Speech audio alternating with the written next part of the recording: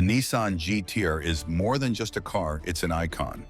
Known for its blistering acceleration, advanced all-wheel drive system, and race-bred engineering, the GT-R has captivated enthusiasts for decades. But what if one version of this legendary machine was illegal to sell in certain markets? It sounds impossible, yet it's true. This isn't about a defective car or a simple oversight. It's about the complex interplay of engineering innovation, extreme performance, and regulatory constraints. In this video, we watch 7 key reasons why this GT-R was illegal to sell, revealing the engineering, legal, and real-world factors that make it one of the most fascinating high-performance cars in history. Let's watch. 1. Emissions regulations were too strict. One of the primary reasons this GT-R couldn't be sold in certain markets was emissions compliance. High-performance engines produce more power, but they also generate higher levels of pollutants, including nitrogen oxides, NOx, carbon monoxide, and particulate matter. The GT-R in question was designed with racing in mind, featuring an aggressive turbocharged engine and minimal emissions controls compared to standard production models. While it could perform spectacularly on a track, it struggled to meet strict emissions standards in markets like the United States and Europe. Catalytic converters, exhaust gas recirculation (EGR) systems, and particulate filters are required to reduce pollutants to acceptable levels. Retrofitting these systems into a high-output GT-R would have reduced performance, disrupted engine calibration, and increased production costs. 2. Safety standards were not met. Beyond emissions, safety regulations also played a role in the GT-R's legal challenges.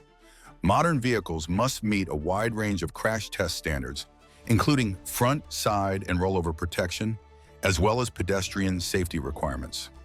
The racing-oriented GT-R had components and bodywork optimized for speed and handling rather than crash compliance. Lightweight materials, minimalistic interiors, and reinforced racing chassis often fail to meet civilian crash test criteria without extensive modifications. For instance, certain aerodynamic elements or carbon fiber panels may not provide adequate impact absorption. Adding airbags, crumple zones, and other safety hardware could compromise performance, weight distribution, and handling characteristics. This is why some high-performance versions, designed primarily for track use, are restricted from public sale. They simply cannot meet every safety regulation while preserving the car's performance DNA. 3. Imported versions and gray market issues. Another reason this GT-R was illegal in some countries is tied to import laws and gray market restrictions. Enthusiasts often seek high-performance Japanese imports, including rare GT-R variants, before they are officially available in local markets. However, many of these imported cars were not built to local specifications. Engines, emissions equipment, and safety features may differ from domestic models. Customs and transportation authorities require imported vehicles to comply with local regulations, including environmental and safety standards. Cars that fail inspection or cannot be modified to comply are deemed illegal to sell. Owners may still use them privately or on private tracks, but dealerships cannot legally offer them for sale to the public. This created a unique situation where some of the most desirable GT-R models could circulate among enthusiasts, but were officially off-limits for sale, creating scarcity and hype. 4. High-performance modifications pushed legal limits. Some GT-Rs were modified beyond what was legally permissible in certain regions. These modifications included larger turbochargers, higher boost levels, and stripped-down weight-saving measures that pushed the car's performance to extreme levels. While these changes made the car incredibly fast and exhilarating, they also violated regulations. For example, aftermarket modifications could bypass emissions control devices or disable safety systems, which are illegal in many jurisdictions. Noise regulations were also a concern. High-flow exhausts and racing intakes often exceed legal limits for road use. In some cases, even minor tuning adjustments were enough to classify the car as non-compliant with road safety or environmental standards.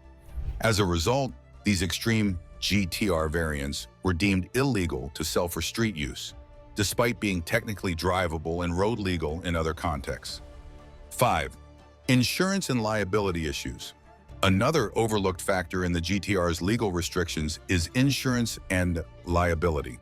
Ultra-high performance cars, like the modified GT-R, can pose a disproportionate risk on public roads. Insurance companies may refuse coverage or charge prohibitively high premiums for vehicles with extreme power-to-weight ratios. From a manufacturer's perspective, selling cars that could easily exceed safety limits or be involved in high-speed incidents exposes the company to liability concerns. Legal frameworks in some countries limit sales of vehicles deemed too dangerous for public use. Even if the car meets emissions and crash standards, insurers may classify it as high risk, effectively restricting legal sales. This intersection of performance, safety, and liability created additional barriers for the GT-R. 6. Limited production numbers and compliance costs. Sometimes legality isn't just about rules, it's also about economics. Producing a small batch of ultra-high performance GT-Rs requires significant investment to meet every regional standard. Crash testing, emissions compliance, and homologation are costly processes, especially for markets with strict regulations. For a car that might only sell a few hundred units in a region, the cost per vehicle to comply with emissions, safety, and legal standards could be prohibitively high. This is why some GT-Rs, though mechanically capable of legal road use, never receive certification for sale. Enthusiasts may see them as rare collector's items, but from a regulatory and economic standpoint, they simply cannot be legally marketed to the public in those regions. 7. Track-only engineering and purpose-built design. Finally, many GT-R variants were designed primarily for the track, not the street. Engineers prioritize performance metrics like acceleration, cornering, and braking over road legality. This included lightweight components, extreme aerodynamics, and tuning optimized for racing conditions. While these cars are capable of astonishing speeds and handling, their engineering often makes them unsuitable for everyday roads. Ride height, suspension stiffness, noise levels, and emissions are optimized for track performance, not street compliance. Selling these vehicles for general road use would violate multiple regulations, from noise ordinances to emissions and safety standards. In effect, these GT-Rs were intentionally designed as track-focused machines. The fact that they are illegal to sell doesn't diminish their engineering excellence. Instead, it highlights how far Nissan pushed the envelope in pursuit of performance, creating cars that are legendary yet restricted by legal boundaries. The story of this GT-R highlights the fascinating intersection of engineering, regulations, and automotive culture. From emissions compliance and crash safety to gray market restrictions, extreme modifications, and insurance concerns, multiple factors combine to make this GT-R illegal in certain markets. In the end, this GT-R stands as a symbol of what happens when performance is pushed to the absolute limit.